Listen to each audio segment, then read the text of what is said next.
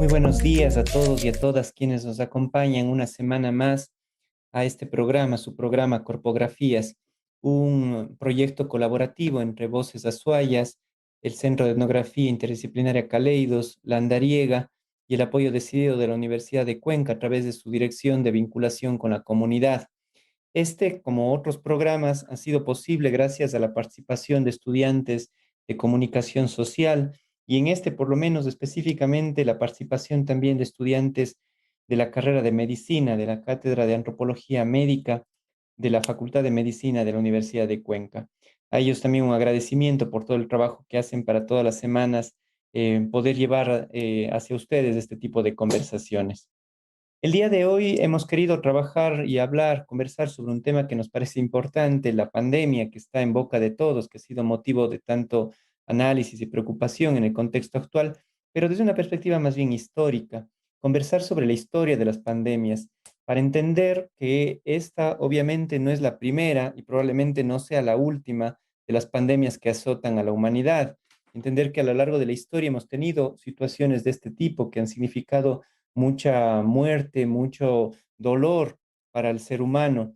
Y en ese contexto, tal vez entender también cómo la humanidad ha enfrentado cada una de estas pandemias, cada una de estas situaciones, qué hemos aprendido de ella, ¿no? Y cómo en su momento han cambiado el curso de la historia, el relacionamiento entre los seres humanos, entre los países, ha configurado o reconfigurado el globo por la importancia que han tenido este tipo de pandemias en la historia de la humanidad.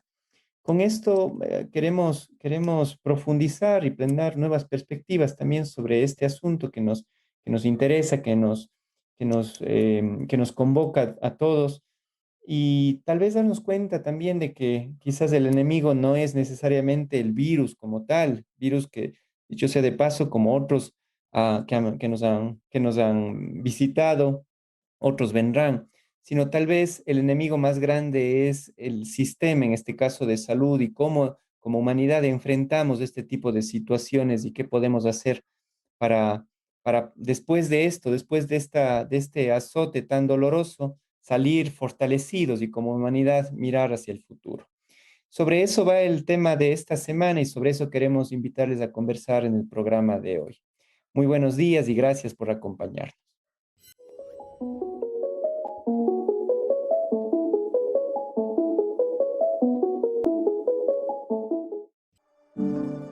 Las epidemias han tenido más influencia que los gobiernos en el devenir de nuestra historia.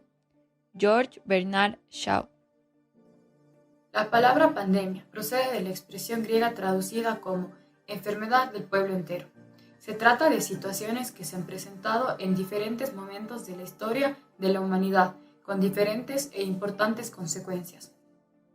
En el marco de la pandemia actual por la COVID-19, realizamos este programa para conversar sobre la historia de las pandemias que han azotado a la humanidad a lo largo del tiempo. La mayoría de los libros de la historia hablan de eventos que marcaron a la humanidad, refiriéndose sobre todo a conflictos entre los seres humanos.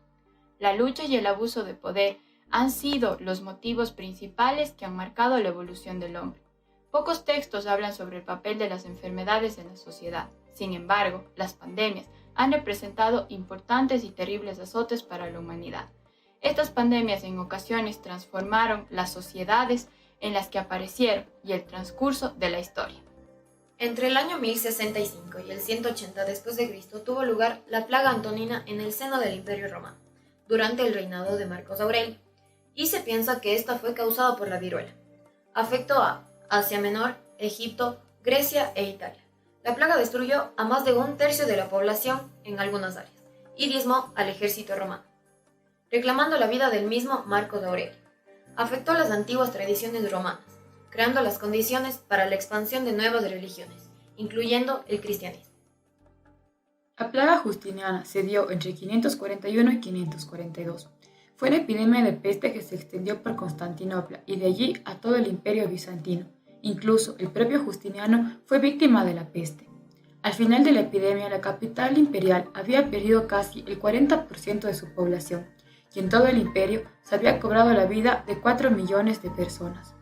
Las consecuencias económicas fueron catastróficas, pues hubo momentos en que el número de muertos superó el de vivos. La plaga justiniana se atribuye a la Yersinia pestis. Durante la plaga, muchas víctimas experimentaron alucinaciones previas al brote de la enfermedad. Los primeros síntomas de la plaga incluían fiebre y fatiga. Pronto, las bubas aparecían en las entrepiernas, las axilas y detrás de las orejas. Los infectados entraban en un estado delirante y letárgico en el que no podían comer ni dormir. Luego del brote inicial en 541, rebrotes de la plaga establecieron permanentes ciclos de infección. Para el año 600 es posible que la población haya sido reducida en un 40%. En este punto de la historia, las tradiciones cristianas comenzarían a tratar de interpretar y comprender los eventos de esta naturaleza, atribuyéndolos a la ira de Dios. Otra de las pandemias más devastadoras y conocidas de nuestra historia fue la peste negra.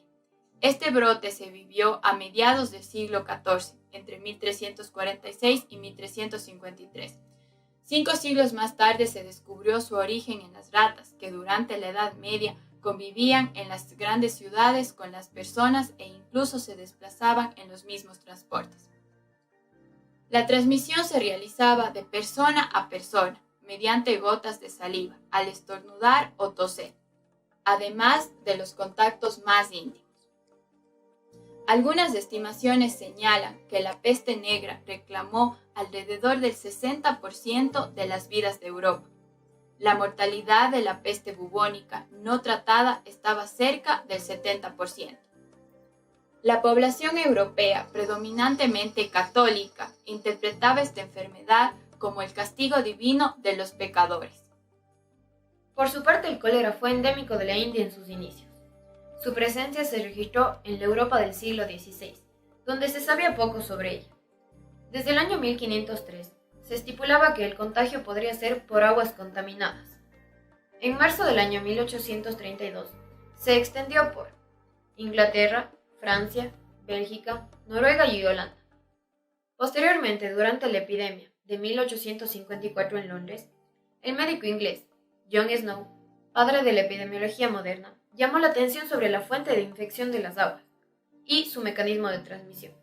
Postuló su hipótesis sobre el cólera y su transmisión por el consumo de aguas insalubres, procedentes del río Támesis. En 1884, Roberto Koch descubrió que la bacteria denominada Vibrio cholerae es el microorganismo causal de la enfermedad. El brote de 1910 fue el más letal de toda la historia del cólera.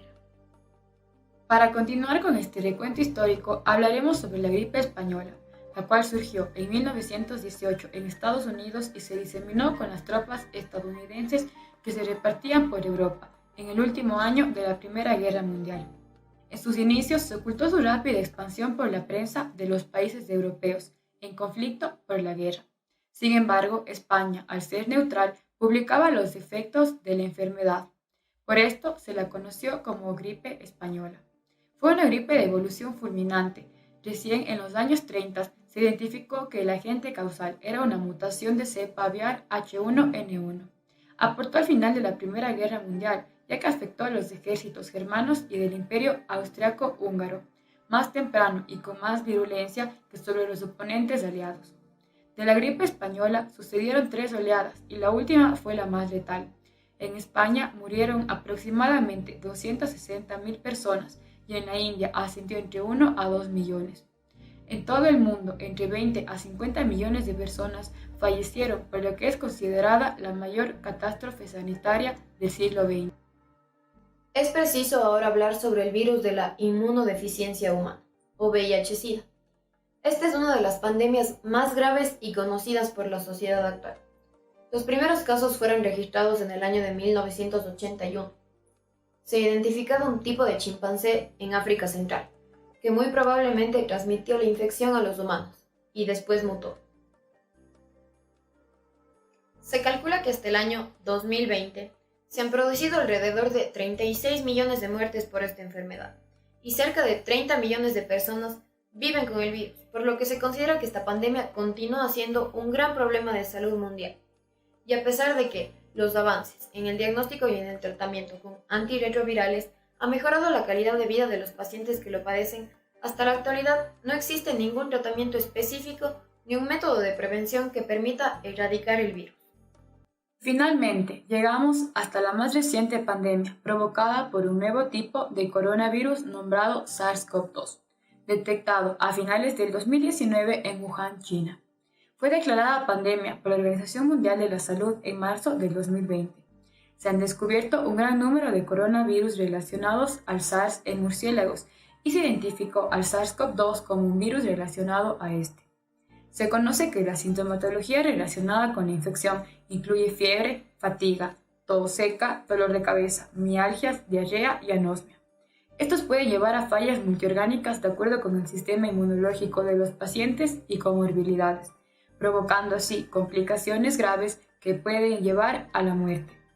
Hasta la actualidad se mantiene una cifra de 175 millones de casos confirmados y más de 3 millones de muertes a nivel mundial. En Ecuador, las cifras oficiales se mantienen con 439.000 casos confirmados y 21.000 muertes por esta causa. Se mantienen diferentes guías médicas de tratamiento aplicadas en los diferentes estadios de la enfermedad, pero no existe ningún tratamiento definitivo. Así culmina este breve recuento de algunas de las pandemias más importantes de la historia.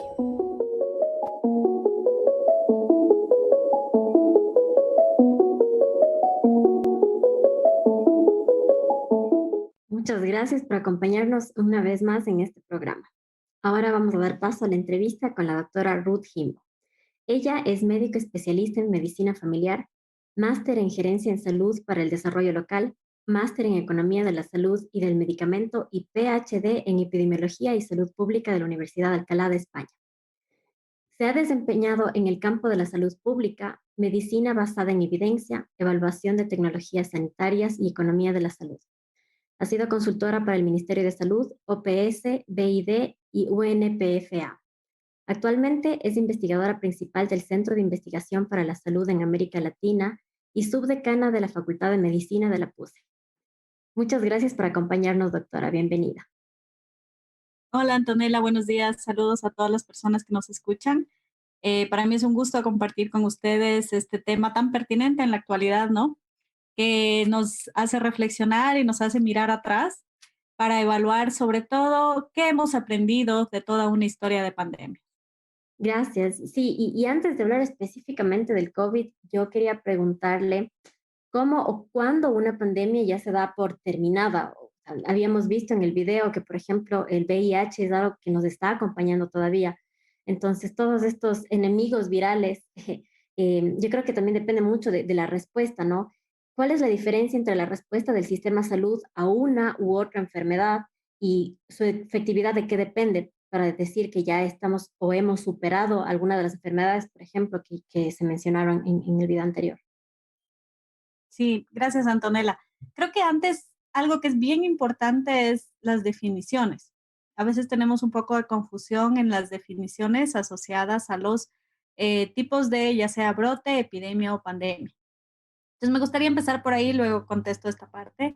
En salud, nosotros podemos considerar tres formas, digamos, de que una enfermedad se replique o se transmite en una comunidad. Entonces, hablamos de un brote cuando tenemos la aparición repentina de una enfermedad, pero esta enfermedad está ubicada en un lugar específico y en un momento determinado. Entonces, les voy a dar un ejemplo. Podemos hablar de un brote de casos de malaria en la Amazonía ecuatoriana o un brote de dengue en la costa ecuatoriana. Esto se produce durante un tiempo específico, en un lugar específico, y obviamente todas las medidas sanitarias están enfocadas en manejar ese brote de enfermedad. Luego pasamos a un segundo nivel en el que ya hablamos de una epidemia. Ya hablamos de una epidemia cuando esta enfermedad que inicia con un brote se propaga activamente debido a un descontrol, no hay un control adecuado de la enfermedad y el número de casos aumenta en un área geográfica concreta. Ya no la tenemos solo en una población, sino, por ejemplo, en toda la costa o en varios países, pero no supera la valoración de más de un continente, por ejemplo. Y hablamos de pandemia, que es lo que estamos viviendo ahora, cuando este brote afecta además a varios continentes y los casos ya no son importados, es decir, ya no son casos que vienen de viaje de otros países, sino más bien se presentan por una transmisión comunitaria.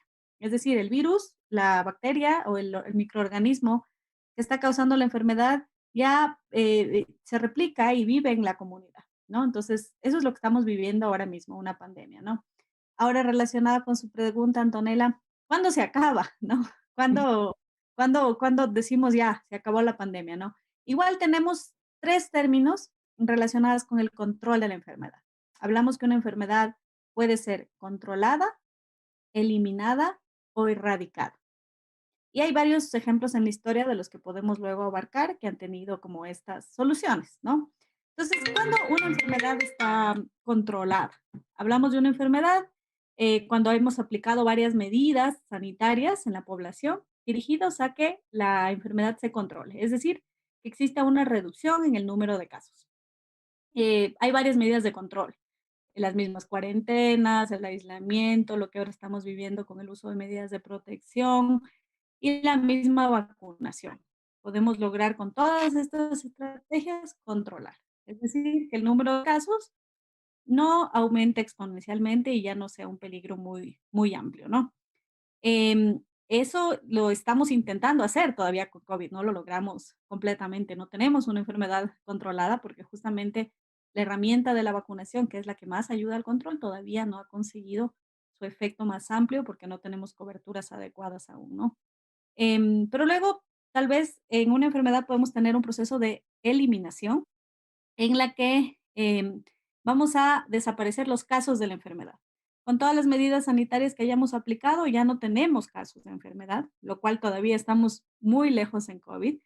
Y finalmente, la erradicación. El ejemplo más claro de erradicación es la viruela, por ejemplo, en la que vamos a aplicar estas medidas muy fuertes, ¿no es cierto?, dirigidas a conseguir la erradicación de la enfermedad, es decir, que no solo se han eliminado los casos, sino también las causas de la enfermedad, es decir, específicamente el agente que la puede producir.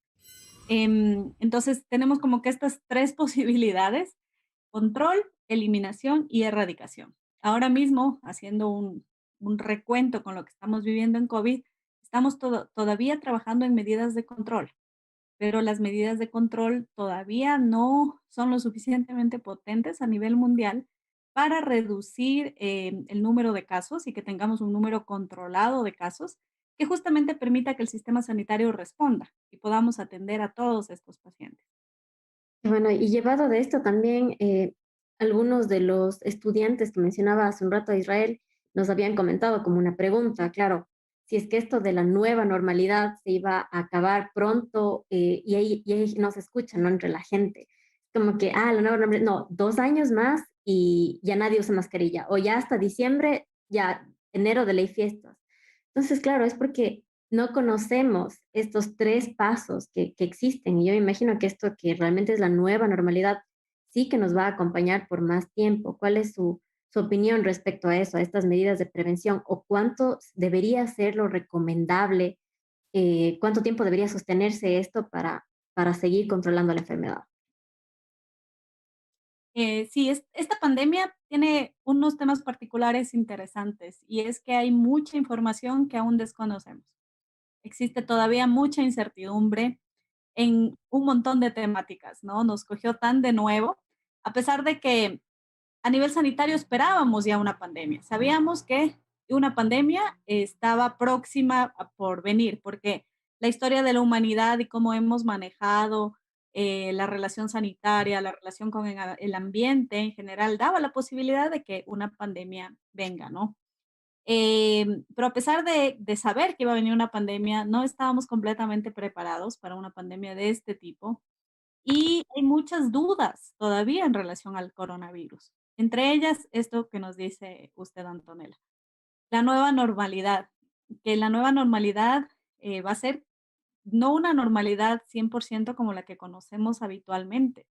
En esta famosa nueva normalidad, creo que vamos a tener la posibilidad de tener más herramientas de control y vamos a tener probablemente la posibilidad de interiorizar el cuidado personal y el cuidado colectivo, ¿no? Entonces, hay cosas que definitivamente van a ir cambiando. Muchas veces lo discutimos, por ejemplo, en nivel de la academia y, por ejemplo, varios años probablemente vamos a tener unas modalidades mixtas y la parte tecnológica probablemente se mantenga durante algún tiempo, ¿no? Tal vez no existe este retorno 100% a la presencialidad.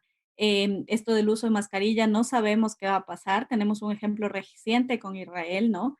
En el que se decretó que ya no se puede, ya sí, ya no es obligatorio el uso de mascarilla, y de repente empiezan nuestras famosas variantes del COVID, que es como que ya un pasito adelante y de repente otro paso para atrás y nuevamente a usar mascarilla, ¿no? Tenemos incertidumbres, por ejemplo, en cuál va a ser la cobertura vacunal con el aparecimiento de las nuevas variantes. Entonces, ahora mismo estamos en esas dudas de qué va a pasar con la inmunización. Sabemos que las nuevas variantes evaden la inmunidad natural, es decir, alguien que le dio COVID y generó inmunidad natural, si le viene una nueva variante, se puede reinfectar y puede fallecer. Y todavía no tenemos muy claro qué va a pasar con las personas vacunadas en torno a las nuevas variantes, sobre todo esta variante Delta, que es la que ahora mismo nos está preocupando mucho. Entonces, es muy incierto cuánto tiempo y cómo va a ser esta nueva normalidad, porque va a depender de muchísimos factores. Va a depender de cómo la pandemia se va desarrollando, cómo el virus va mutando y va generando estas variables y como sociedad también cómo respondemos, porque uno de los puntos para no lograr resultados más ágiles justamente es la inequidad sanitaria. Entonces tenemos países que han vacunado a un montón de gente, ¿no? Porque tienen los recursos económicos. Tenemos otros países como, digamos, medianos, como nosotros, que estamos avanzando en inmunización. Pero tenemos países como en África, por ejemplo, que las tasas de vacunación, las coberturas son bajísimas. Entonces, esta inequidad en el mundo también hace que la respuesta a la pandemia pueda ser mucho más desfavorable de si manejáramos los proyectos de salud de manera más equitativa. Hay una pregunta en cuanto a este sistema de vacunación, por ejemplo.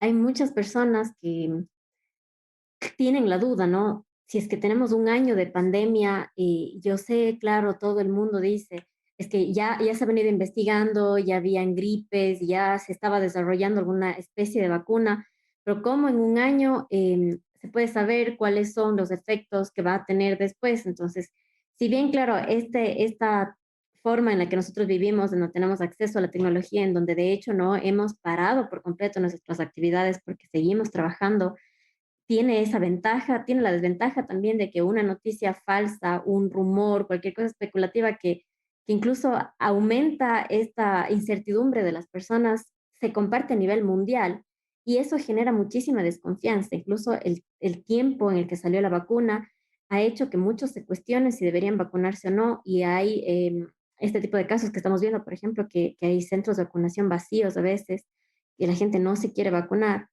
¿Cómo, por ejemplo, en este sentido, cómo, cuál sería la medida en la que los gobiernos, en el caso de los países en los que sí hay vacunación, deberían llegar a la población para que decidan o no vacunarse? Si es que obviamente es muy cierto que la gente tenga incertidumbre, pero ¿qué podríamos responder frente a esa situación? Claro, yo pienso que lo clave es comunicación. Eh, Cuando tengamos poblaciones informadas y poblaciones educadas, la capacidad de respuesta va a ser mejor. Entonces, claro que surgen dudas, como usted decía, las vacunas normalmente se generan entre 7 y 10 años, ¿no? Y hay vacunas que van mucho más años en plataformas de investigación y hasta ahora no han salido. Y claro, cuando alguien dice en un año tener vacunas serán confiables, ¿no? Esa es una pregunta que se da muy a menudo. Pero creo que es importantísimo que se explique el por qué en este corto plazo se logró llevar a cabo una vacuna para COVID, ¿no? ¿Por qué a diferencia de otras plataformas para el ébola, para el VIH, para la malaria, que se están trabajando años, no hemos podido tener respuesta? Entonces, hay dos justificaciones muy amplias de por qué se logró este hito a nivel de la investigación y de la ciencia. La primera fue que no se empezó desde cero. El coronavirus tiene muchísima similitud con los virus del MERS y del SARS, que son dos virus que generaron ya epidemias, no pandemias, sino epidemias en el Asia.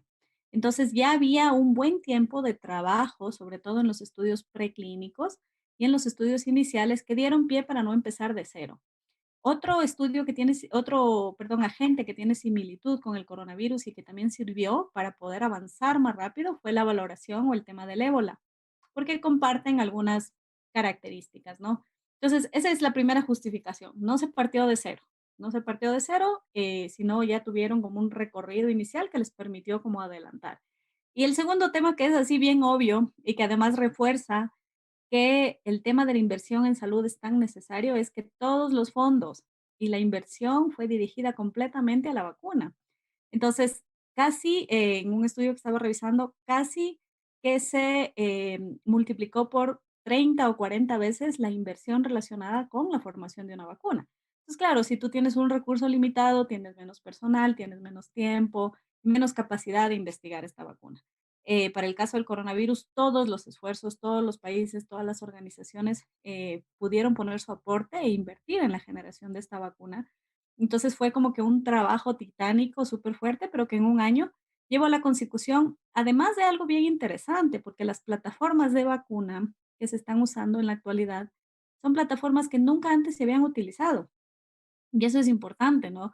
Excepto obviamente la vacuna Sinovac, por ejemplo, que es una plataforma con virus vivos atenuados que sí la manejábamos. Pero el tema de manejar vector viral o el tema de manejar vacunas de RNA mensajero son plataformas nuevas que no se habían utilizado y que en realidad dieron la posibilidad de dar este salto tan amplio, ¿no? Ahora, después de explicar muy bien el por qué fue tan corto el tiempo, los esfuerzos se deben dirigir a educar a la población sobre la importancia de la vacunación. La vacunación tiene dos fines. Tiene un fin de protección individual, esto se llama inmunidad o beneficio directo, y también tiene un fin colectivo que se llama el efecto indirecto o el efecto de rebaño. Entonces, explicar a la población la importancia de reducir la posibilidad de enfermarse uno como persona, pero además contribuir con esta responsabilidad social de evitar que los casos se propaguen y generar una inmunidad colectiva. Otra cosa que en Ecuador hay que reforzar muchísimo es el tema del tipo de vacuna. En los últimos días hemos escuchado muchísimo de que quiero esta vacuna y no quiero la otra. Y eso está relacionado porque muchas veces, como usted decía, la información no llega bien. Entonces, por ejemplo, con AstraZeneca, se ha escuchado y han salido reportes de pacientes con eventos adversos severos asociados a la vacunación, pero han sido muy mal informados porque en realidad no reflejan cuál es la realidad y en términos porcentuales, el número de casos que en realidad es muy bajo son los efectos adversos graves.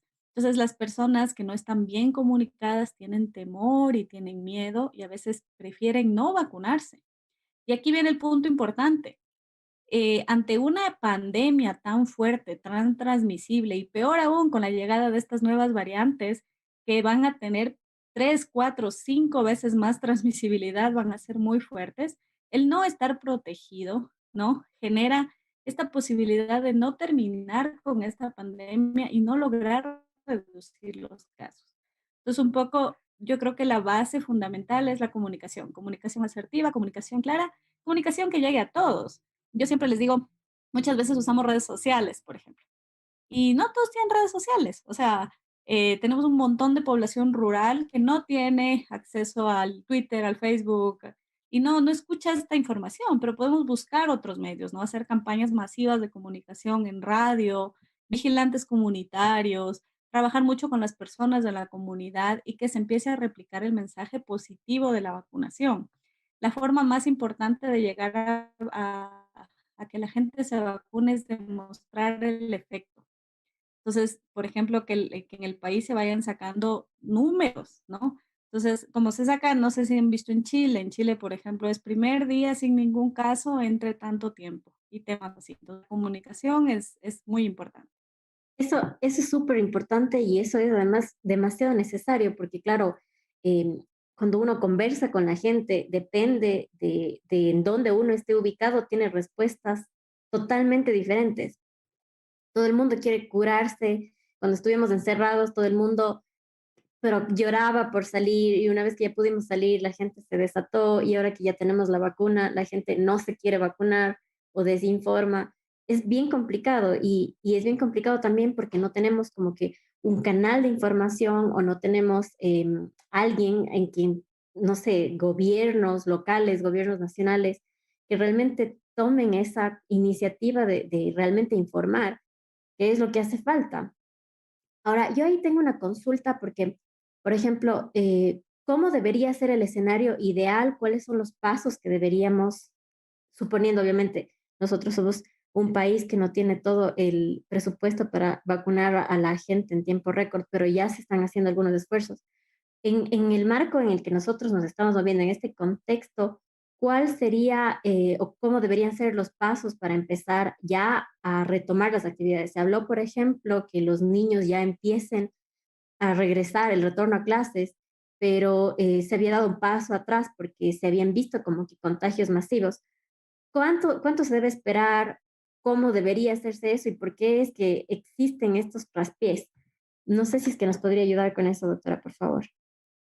Claro, un escenario así ideal o perfecto de retorno no existe, no es tan fácil de encontrar, ¿no?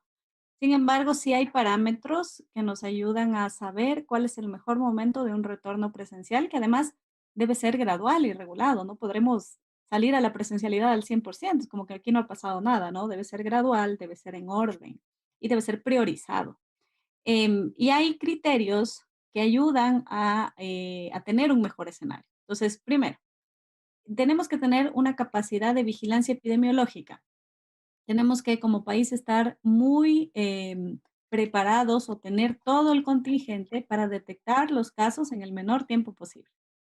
Y esa ha sido una deuda desde el inicio de la pandemia en el Ecuador. No tenemos la posibilidad de tener una vigilancia comunitaria, una vigilancia epidemiológica de los casos. Hay muchas personas que no tienen acceso a hacerse una prueba diagnóstica. Entonces, ese es un limitante que ya lo hemos vivido desde el inicio de la pandemia y hasta ahora no está cubierto, ¿no? Segundo, debemos tener la capacidad como país de tener una adecuada vigilancia genómica. Es decir, tenemos que tener súper claro qué circula en el país, ¿no? Y esto ahora el esfuerzo ha sido muy grande desde la academia, pero todavía es limitado. Todavía no es 100% seguro porque no tenemos la capacidad de tomar muestras aleatorias de todo el país y saber qué variantes están circulando.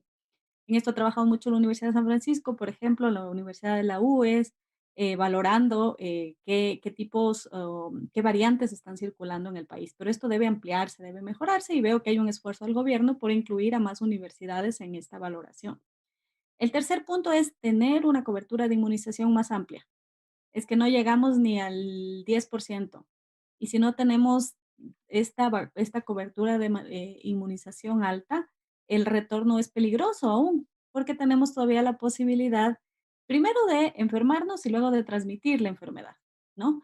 Y las nuevas variantes ya no solo están enfocados en grupos vulnerables como adultos mayores, obesos o comorbilidades. Cada vez más estamos viendo cuadros críticos y letales en pacientes jóvenes. Entonces ya no es que, no importa, solo te va a dar un cuadro leve. Estamos viendo ya mortalidad más bien en grupos etarios mucho más bajos, ¿no? Y la otra es que podamos tener la capacidad de tener una población muy bien educada, ¿no es cierto? Muy bien comunicada, que le permita tomar decisiones informadas. Entonces, son como esos cuatro mínimos, digamos, para poder, y me falta uno, perdón, que tengamos un sistema de salud que además responda a los casos, ¿no? Que responda no solo a los casos de COVID, sino a los casos de todas las otras enfermedades que ahora mismo muchas de ellas están desatendidas. Entonces, ahora mismo, desde mi punto de vista, el escenario no es el mejor para un retorno, peor un retorno así ya completo, ¿no? Eh, Todavía tenemos puntos importantes que cubrir. Aumento de la vacunación, vigilancia genómica, vigilancia epidemiológica, comunicación con la población y respuesta al sistema de salud. Creo que esos son como los mínimos que tendríamos que valorar y cuando estos estén funcionando bien, además en un tiempo sostenido, porque también ha pasado en el Ecuador que durante una semana bajan los casos y tomamos decisiones. El cambio debe ser sostenido, debe ser por al menos un tiempo en el que no veamos una alteración a un cambio para poder tomar esas decisiones. Gracias, doctora. Es súper importante entender todo esto y justo, bueno, también recordarles a las personas que nos están viendo y escuchando que pueden dejarnos sus preguntas en las redes sociales. Dani Cajas estaba preguntando hace un momento cómo se puede entender o me imagino también atender la desatención, llevado un poco de la mano de esto que usted dice, que claro, no solamente el COVID no es que está atendido, sino hay un montón de enfermedades y un montón de casos y el sistema sanitario no da respuesta. ¿Cómo se podría llegar a atender esto de aquí? Sí, al inicio de la pandemia era bastante obvio que iba a pasar esto, ¿no? Todos los hospitales, todos los centros de salud, todos los niveles de atención se volcaron a la atención del COVID. Y eso era esperable porque obviamente los casos fueron dramáticos y fue complejo el manejo. Además que en ese tiempo, con esta limitada capacidad diagnóstica, no podíamos tener muy claro si estábamos frente o no a un caso de COVID. Pero poco a poco, a medida que los casos vayan reduciendo, vayan bajando, tenemos que priorizar la atención de todas las patologías, ¿no? Y siempre tener la reserva, porque no es que porque estamos viviendo una pandemia, los casos emergentes de otras patologías se eliminan, ¿no? Por ejemplo, en unos años probablemente tendremos que medir cuál fue el impacto de la pandemia sobre el manejo de otras enfermedades que necesitan, por ejemplo, atención de cuidado intensivo y que en muchas ocasiones no tuvieron la posibilidad de acceder porque todo el cuidado intensivo estaba ocupado, digamos, por casos de COVID. Entonces, de a poco el sistema tiene que irse como organizando y funcionar como un sistema nacional de salud. Ese es otro problema importante que hemos tenido. El sistema público y el privado, cada uno trabaja por su lado en nuestro país.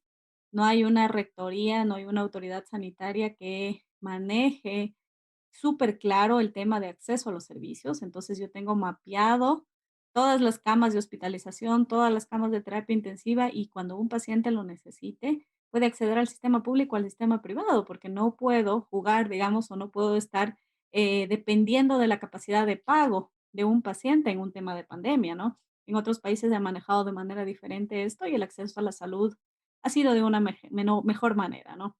Entonces, justo eso, o sea, el sistema de salud funcionar como un ente rector y por otro lado, tener claridad en que las enfermedades comunes, las enfermedades crónicas, las enfermedades emergentes siguen estando ahí y no podemos desatenderlas, tenemos que brindar los servicios, tener la capacidad de responder, ya sea hay 2 formas de hacerlo, ¿no? Incluyendo sitios solo para COVID y otros sitios para otras patologías, que en algunos hospitales se manejó de esa manera. O por otro lado, teniendo áreas, ¿no? Entonces, el área de COVID y el área de las otras patologías, obviamente con el riesgo siempre de que los pacientes con otras patologías tengan la posibilidad de infectarse también, que eso es algo que es posible así como todo el personal sanitario también.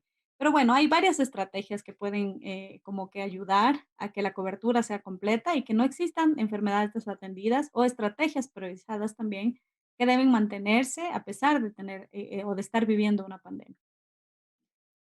Y entre esto también, justamente que usted comentaba, ¿no? Los contagios dentro del personal de salud.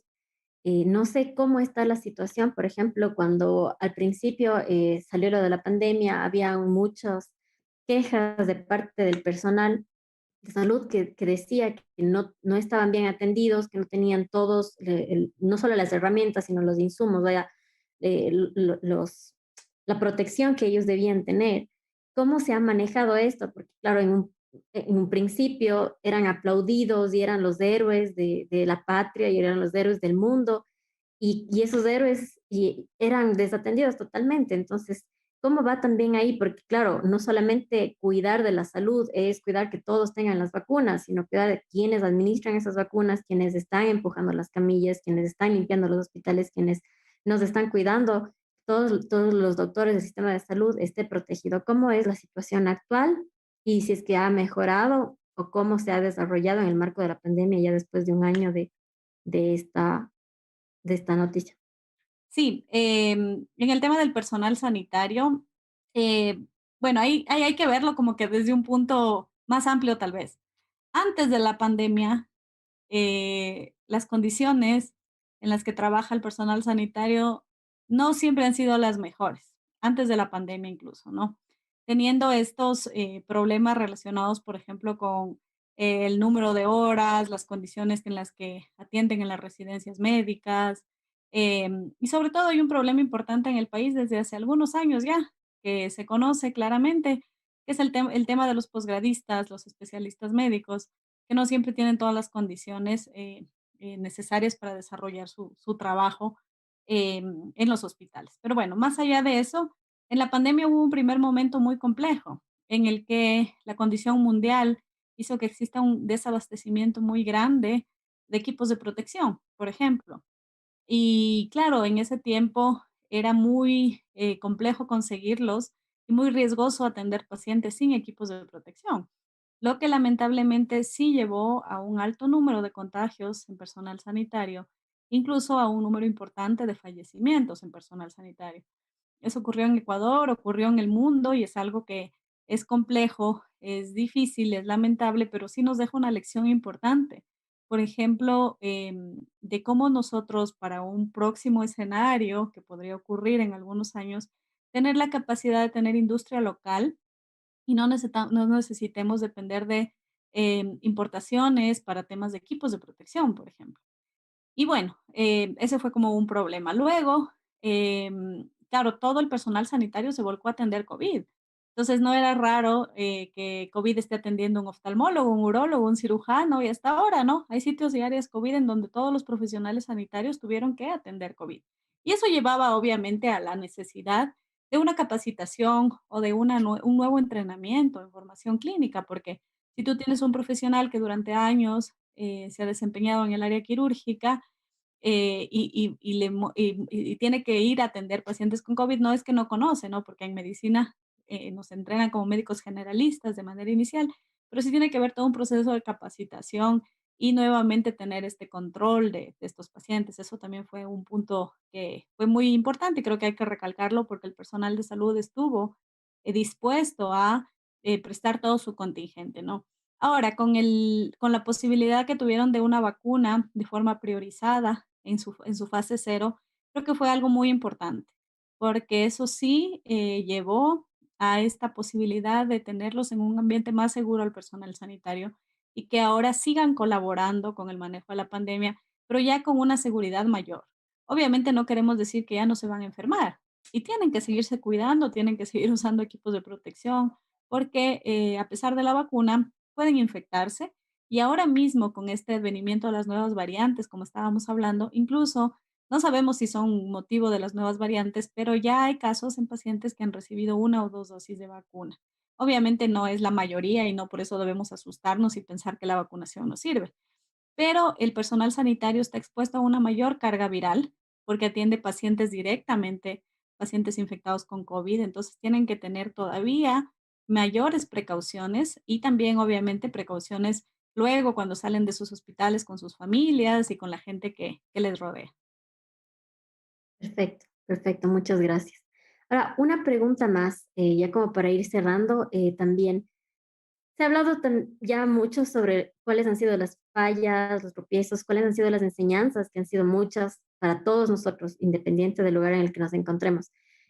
Siento que sí se ha hablado mucho desde el tema médico, pero por ejemplo, somos un país súper diverso con acceso a una alimentación de calidad y no se ha hablado mucho sobre, por ejemplo, cuáles son los alimentos o no se han hecho campañas, por ejemplo, de cuáles son los alimentos que se deberían tomar. Entonces, nosotros tenemos también ya historia en esto de la medicina ancestral y de cómo podemos curar ciertas dolencias con incluso productos que podemos tener en nuestros huertos, en nuestras casas. ¿Hay alguna publicación, hay algún estudio que se haya hecho respecto a eso, alguna recomendación que se haga? Algo un poquito que vaya de cómo, aparte del cuidado que se debería tener en esto del control, de las medidas de bioseguridad, tema, por ejemplo, de la alimentación, algo un poco más ya de casa, en el que todos sí podamos hacernos totalmente responsables. ¿Hay algo de eso que podamos mencionar? Sí, claro que sí, y creo que ha sido un pendiente, ¿no? Porque nos hemos centrado mucho en temas de divulgación científica, en hablar de la vacunación, de los medicamentos, de los hospitales. Hemos hecho muy biológica la medicina, ¿no? Muy clínica. Y hay temas que, claro, desde la responsabilidad individual, familiar y social funcionan muy bien. Entonces, la vida saludable, ¿no es cierto? Un estilo de vida saludable, una nutrición adecuada, ejercicio regular, horas de sueño que sean adecuadas, una disminución en la carga del estrés, la tensión y la ansiedad, que es algo que además por la pandemia es propio de estarlo viviendo, ¿no? Son medidas que lo conocemos ya desde hace mucho tiempo, mejoran la inmunidad del individuo. Entonces, no es lo mismo que alguien tenga COVID o cualquier otra enfermedad, no solo COVID, y esté en un ambiente o esté viviendo un estilo de vida no saludable. Que si alguien tiene estas medidas muy adecuadas, ¿no? Como usted dice, tenemos una variedad increíble de alimentos en el Ecuador que podemos manejarlo de una manera muy adecuada. Tenemos la posibilidad de al alcance tener muchas frutas, verduras y alimentos que en realidad mejoran muchísimo el sistema inmunológico y apoyan. Entonces, creo que eso también ha sido como que algo importante, que muchas familias lo han replicado de buena manera, ¿no? Porque además la pandemia lleva, y la cuarentena, el aislamiento, lleva a la mano de vivir hábitos no saludables. Entonces las familias nos encerramos, pedimos comida rápida, muchas veces no hacemos ejercicio, estamos horas de horas frente al televisor, al celular, a la computadora, que es algo diferente al manejo de las otras pandemias. Esta, a diferencia de las otras, ha sido una pandemia que ha permitido estar muy en contacto con la tecnología, entonces ha permitido que, por ejemplo, no se paren los trabajos ni las clases, ¿no? Como antes se podría haber pensado, pero a la vez nos ha llevado mucho a tener esta posibilidad de tener una vida mucho más sedentaria, no activa, ¿no? Igual las horas de sueño se han visto muy alteradas por el mismo estrés y tensión y la salud mental que ya ha sido valorada, se ha visto afectada en grupos etarios como por ejemplo niños, adolescentes y adultos, adultos mayores también. Entonces, como usted lo dice, Antonella, tenemos en la mano herramientas importantísimas para lograr cambiar un estilo de vida. Que la pandemia además sea esta oportunidad para lograr cambiar mis hábitos, cambiar los hábitos de la familia, compartir el tiempo, ¿no? Y más allá de eso, también algo que creo que es importantísimo es que esta pandemia, más allá de todas las enseñanzas de salud, médicas, económicas que nos deja, ¿no? Nos deja una enseñanza como personas y como sociedad. ¿No? Eh, ¿Cómo podemos ser empáticos ante el dolor de las demás personas? ¿Cómo ante esta crisis tan compleja puedo apoyar a alguien que probablemente está sufriendo mucho más? ¿Cómo ver la vida? ¿Cómo ver la relación entre el hombre, la naturaleza, el ambiente? ¿Cómo ver la relación interpersonal? ¿Cómo manejar el tema también de la sociedad, de lograr una sociedad más justa, más equitativa? Creo que nos ha llevado a reflexionar muchísimo sobre varios puntos y creo que es un momento importante para lograr ver eso, ¿no? Tal vez es una pausa para el mundo y decir, a ver, esto se puede acabar así de rápido y si no hacemos algo en este preciso momento, si no cambiamos las cosas, en realidad luego no vamos a tener la oportunidad de brindar a nuestros hijos, ¿no? A las futuras generaciones, un planeta saludable, que es a la final lo que sería la mejor herencia que podemos dejar. Y sin duda todos estos cuestionamientos nos van a ayudar a construir, como usted bien dice, o van al menos a ayudarnos a reflexionar, y así es que no se construye, al menos estará ahí la preguntita que va a estar calando todo el tiempo. Doctora, a mí me ha encantado hablar con usted. Ha sido de muchísima ayuda además porque, como usted dice, todo se ha hecho como que muy biológico, muy técnico y muchas veces ese tipo de información también no confunde, pero tampoco es que aclara las dudas porque no todos estamos en la capacidad de entenderlo. No sé si es que nos puede ayudar ya finalmente, ya para despedirnos, siempre les pedimos a todos nuestros invitados si es que nos pueden recomendar respecto al tema, algún video, algún libro. Bueno, en este caso no caería mucho una canción, pero algo que nosotros podamos ver como para entender, seguir leyendo sobre el tema y estar también empapados sobre esto, algo que nos pueda recomendar, por favor. Claro que sí. Bueno, primero como un mensaje final, ¿no? Esto todavía está, este problema todavía está lejos de terminar y si no hemos hecho un cambio, digamos, de vida aún, creo que es importante poder tomar este momento. Y por otro lado, saber que nosotros tenemos que seguir trabajando en el cuidado personal y colectivo. Entonces, que seamos corresponsables, ¿no? A veces le dejamos al gobierno que haga todo, ¿no? Es culpa del gobierno que las cosas estén mal, culpa, culpa y culpa, ¿no? Pero muchas veces muchos de nosotros tenemos también la corresponsabilidad de llevar a cabo y tener una mejor posibilidad de cambiar las cosas, ¿no? Entonces, está en nuestras manos ser corresponsables, manejar las cosas de una manera adecuada, manejar el tema ético en temas de vacunación, acudir a vacunarnos cuando tengamos la posibilidad de hacerlo, porque eso va a generar un mejor escenario para retorno, ¿no?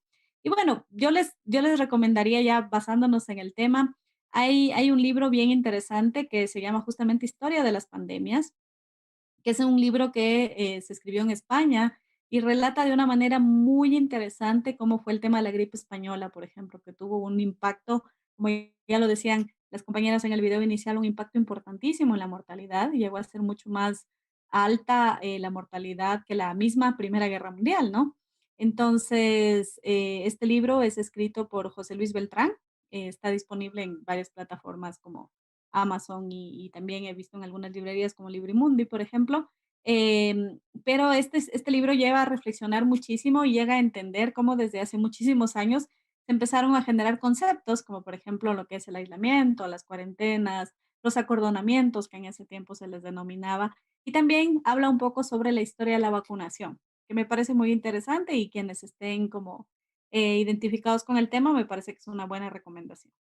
Perfecto, muchísimas gracias a todos los que nos están viendo. Muchas gracias a la doctora por acompañarnos. Les recordamos que la próxima semana también vamos a estar a las 10 de la mañana. Esto es Corpografías. Gracias.